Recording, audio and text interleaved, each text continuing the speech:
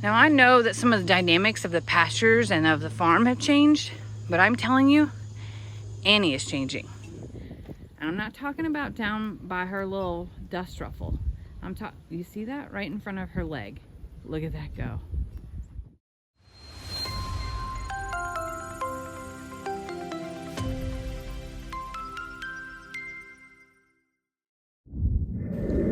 Last night, as I'm watering up, something crazy happened. Annie, instead of being in the barn and taking care of the littles, came up to me. Well, Lester was outside with his camera. I wasn't. I made a video of it. But I'm convinced. Lester thinks, you could still be wrong, Jamie. But I'm telling you, I'm convinced. There's a baby inside my baby Annie. And with that being said, I'm going to talk about all the things that I've spent time reading about, because now I'm excited and I want you to be excited. So let's go. Ernie, no one can see you. So some fun Ernie facts, fun male alpaca facts, that I learned today in reading about the baby is that, that they actually make something like an ogling sound whenever they're dating, mating. Yeah. So male alpacas truly do make sweet love to their partners. Ernie doesn't even want to talk about it. Ernie, come back. This was a really neat fact that I didn't know. So he could teach you guys what alpaca mating behavior looks like. Listen, why in the world would anyone video alpaca mating? Okay, so here's why. Because number one, it's the first time in my life I have ever seen alpacas mating. Lester and I know that the alpacas hum, okay? They hum when they're nervous and that type of thing. But I didn't know that the males have a special song that they sing, I'll just say that, when they're making sweet love to their partner. And here we were giving Ernie a hard time about his skills last year. And I'm telling you, I think it worked. I absolutely think it worked. Ernie, don't be ashamed, buddy. It takes all kinds. So I really badly want to catch Annie in here. Not to alarm her or anything like that, but because I want to be able to see. Well, heck. We ain't seeing anything in here today. I wanted to be able to show you what I was talking about, what I was seeing. Here I thought I saw her walk in there, but I guess that in the middle of my watering, she walked right back out. She could be in her new spot that she has found up at the pond. We'll make our way up there. She is. She's up at the pond.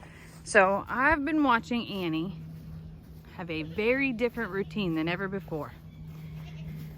And I've noticed her patterns change every once in a while, but this time it's become a different style of pattern.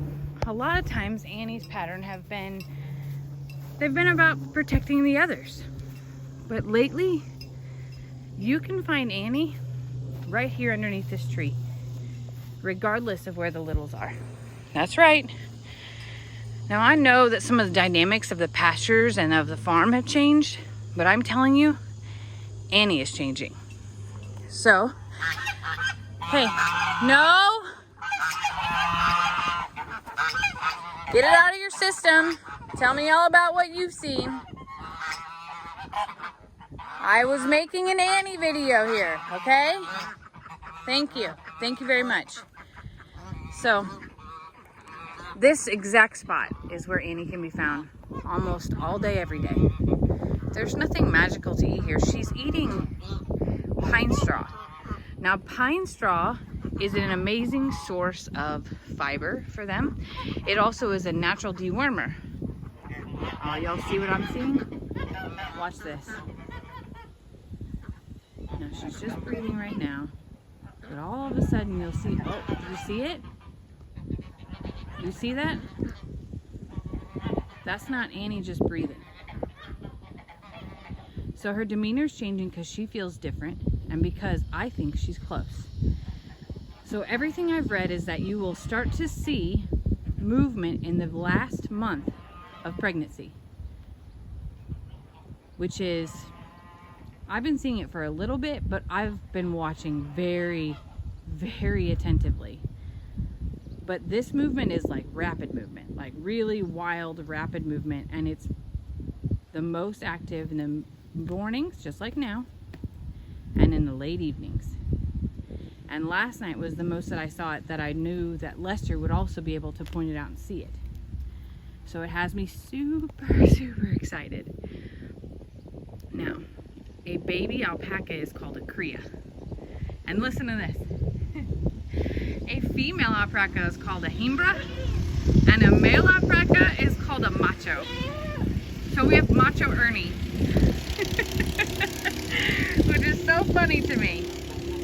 But the neatest thing about this is that a lot of alpacas can keep their pregnancy secret. They don't really show a lot so much around the belly area, which is it's a natural thing for them to do. So just super, really neat. And I noticed, like I said, the very first time whenever we were shearing Annie, about how different her demeanor was, how protective she was, how much more calm she was. And while you would think that would happen just naturally over time, knowing that she trusts us, she was not wanting to get like fully agitated. She was letting us know that she was going to lay down and protect that baby.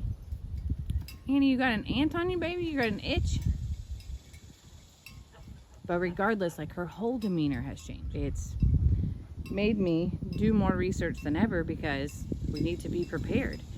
Now, a lot of people are like, why didn't you have a vet come out? Why didn't you do an ultrasound? Why didn't you do a pregnancy test? Because, guys, you know what? If she's pregnant, she's pregnant. It doesn't change what we would be doing with her. She doesn't require prenatal vitamins. She's still getting the same nutrition. We know when our animals are hungry and when they're not. So nothing would have changed. Our excitement would have been a little bit more the whole time. But that's about it. And I'm sorry for the wind right now. I'm trying to cover it with my hand. But a cria. Bringing a cria into this world, I hope that I wake up one day this week, or maybe even on my birthday. Because if I'm right about the timing, really, Brady, this is about Annie. You're gonna jump up and do that. If I'm right about the timing, if I'm right, it could be in the next couple of weeks.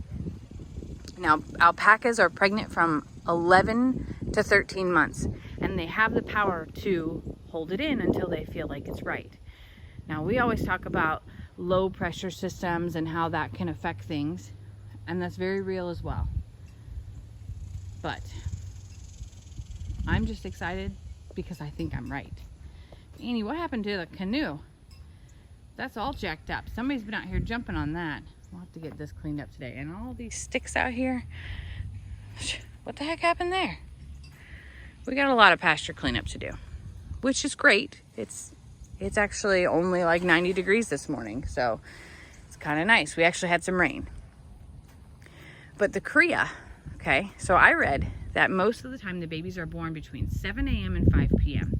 This allows the baby to get acclimated and adjusted, and mom to clean up all the things before nighttime hits, because in the wild, that would mean more predators at nighttime. Obviously, we don't have that problem here. But when we do notice that she's close, I would really love for her to find a quiet place in the barn, like in the where all the pigs and Ringo sleep barn. But I know that she'll find her place and that she'll do the best. She's going to be an amazing mom. And they don't wean themselves or they don't wean their babies until like 6 months of age. And their milk has less amounts of calcium than cow's milk, and like is very, very much accustomed to their little bodies and their bellies. They have 3 stomachs, and something called rumen is really important to them because it helps them digest and stay balanced. I learned a lot this morning, y'all, like a whole lot. So we won't be bottle feeding this baby or anything like that. We want Annie to raise it, which is the best thing for Annie and for baby. even though we would want to be able to handle it and want it to be more gentle, we're going to have to do our best to find a way to work through that. Lester and I have debated back and forth about what's best, because if we ever need to treat our alpacas, you see it's a struggle and it's a battle with them. But I'm just hopeful that with time and with love, that we'll at least get it to eat out of our hands so that it will trust us and know. But this is a new venture for us by far. And I keep getting closer to her because I want to see that belly move again, and I want you all to see it move again. And I'm not talking about down by her little dust ruffle. You see that right in front of her leg? Look at that go. Wouldn't it be amazing if she had two?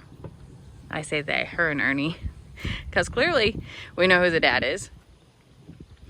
But one thing that I have also noticed is Annie's been humming a little bit more. And normally that's like a nervous thing or a happy thing. It can be a very happy thing. But what it is right now that she's humming for her baby. So she's calming her baby in her belly. And when the baby's born, both mom and baby will hum back and forth to each other. So when mom hums to comfort her, the baby will do it right back with her and will harmonize with her. Y'all, I cannot wait to hear those sounds. Annie's gonna be the best mother. And Ernie's gonna be a great dad. But unlike the ostrich world, the mother is pretty much caretaker here. And I think that Annie's gonna probably spit in Ernie's face and make him go away. And I will say this, as much as I just talked about the barn, as much time as Annie is spending out here, I'm wondering if she's gonna have that baby out here and that she's going to utilize the goose house. Makes me wonder, should I build something taller out here for her? Or is she totally comfortable with being underneath the tree? I've never seen her eat so much pine straw before. Makes me feel like she's close. The issue is that unlike goats, I can tell because their tail gets flattened down and because their vulva swells and they just start to do certain things. With alpacas, they pretty much give you no notice. You might see a vulva swell, but Andy doesn't walk around with her tail straight up in the air for me to be able to tell what any of that part looks like. And she's not certainly going to let me get closer. Very interesting. I can tell you that she is going to get some extra food. That's right, baby. As nervous as it makes her to be separated from the littles, generally, what I've noticed lately is that she's 100% okay with it. She gets extra food and she's enjoying her rest. And now we know why. Annie, baby, I love you so much and I'm so proud of you. And I wish you would have let me get your hair cut before all this happened. Not because I want you to look pretty, but because I want you to feel good. I want that baby to not have to search through your dust ruffle. I know you'll work it out. I do. I just want you to know how much I love you and how much I know you're going to be a beautiful mama, like a beautiful souled mama.